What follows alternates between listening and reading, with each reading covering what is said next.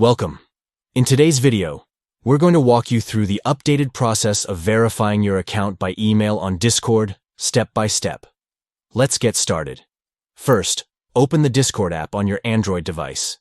If you haven't already, make sure you're logged into your account. Once you're in, look at the bottom right corner of the screen. You'll see an icon labeled You. Go ahead and tap on that. This will take you to your user profile. Next, at the top right of your screen, you'll notice a gear icon. This is your settings button. Tap on it to access the settings menu where you can customize your Discord experience.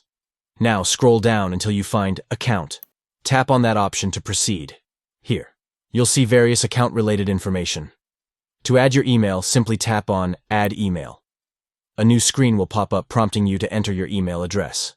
Type in the email you want to associate with your Discord account. After entering your email, you'll need to verify it. So go ahead and enter your password when prompted. This step ensures that you are the rightful owner of the account. Once you've inputted your email and password, Discord will send a verification email to the address you provided.